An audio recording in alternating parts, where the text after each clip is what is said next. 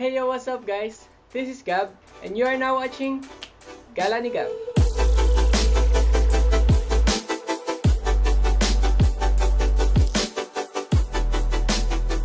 So today's episode, wala tayong gagawin iba kung hindi mag-unboxing.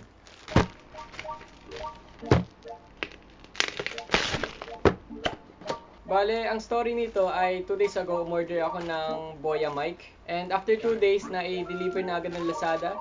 So, thank you Lazada for this fast delivery. And ngayon, i-unboxing natin itong in-order kong BOYA mic.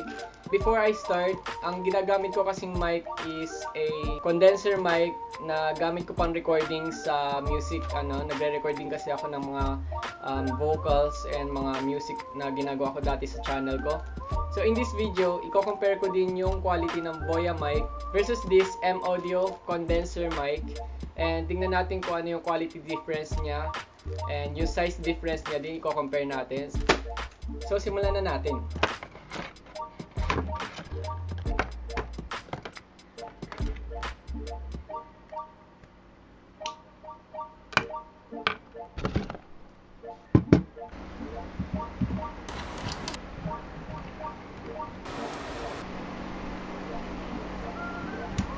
So ayun guys, bali pagpasensyahan nyo na marami pang kalat at explain ko isa-isa sa inyo. Meron siyang cloth, lalagyan ng mic. So bali dalawa connector niya, isa sa smartphone tapos meron pang connector para sa DSLR or sa mga cameras. So since iPhone din madalas ang ginagamit kong pang record ng vlogs and other outdoor scene, so gagamitin natin to para sa smartphone, but ito para sa DSLR. Ang ginagamit ko ngayon dito is Canon 5D Mark II. So i-compare din natin yung quality ng audio sa ginagamit kong M-Audio. Ito yung ginagamit ko ngayon. Naka-record siya. So dito nire-record yung audio ko through my iPad. I-compare natin yung dalawa sa price na ito. By the way, nasa 890 lang siya sa Lazada, pero tumaas ng konti, nasa 940. At ayun, so kinuha ko na agad kasi ang tagal ko na nga pinag-iisipan to. Siguro 2 buwan ko nang iniisip kung bibili o hindi.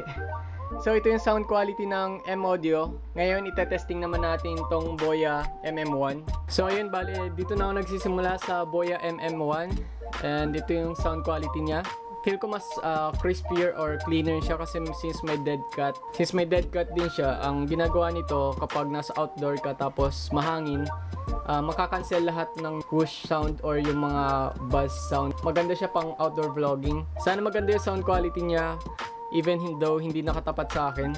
So bali na-synchronize ko lang yung audio ng 5D sa 500D at ginagamit ko nga yung BOYA mic as an output. And sana maganda yung sound quality niya. And ayun, kapag gusto nyo bilhin, nasa Lazada lang siya. Yung pinakamataas na rating lagi ang kunin nyo. Ang kinuha ko yung nasa 590 ang buyer. Kapag madaming buyer and mataas yung star rate, mas maganda siya. At ito, try natin sa smartphone kung maganda siya. Bale, the following day na ito. Ngayon kaya ako naka-jacket kasi umuulan nga sa labas tapos medyo malamig. Hindi ko lang sure kung naririnig nyo yung ulan sa labas, pero meron siyang background noise cancelling kasi. Tinesting ko muna yung mic kung maganda talaga yung quality niya. Gusto ko na nga gamitin outdoor. Ayun, bale, ito yung sound quality ng mic. Bale, yung tripod sakto, gamit ko yung stand ng Smooth 4. Ang maganda doon, nakakapit ko lahat ng camera o kaya sa microphone. Pwede ikabit dito sa stand since parehas lang siya na screw. Bali yung stand nito nasa yung gamit kong stand ng Smooth 4. Kinabit ko muna dito sa mic para meron siyang stand habang nagsasalita dito sa table. And sakto ang fit niya. Ito, bali makikita nyo, yun yung stand. Ito yung sa stand ng Smooth 4. Ito yung mic. At ayun, bali dito na magtatapos yung video ko. Thank you so much for watching.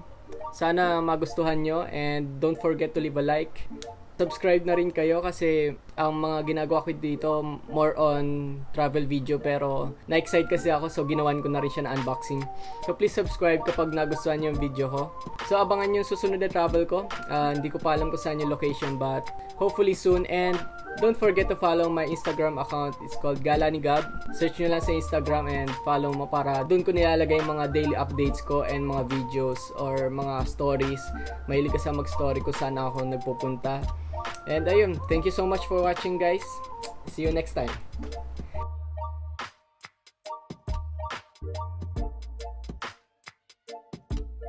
At yung mga photography ko nga pala dun ko nilalagay, so stay tuned.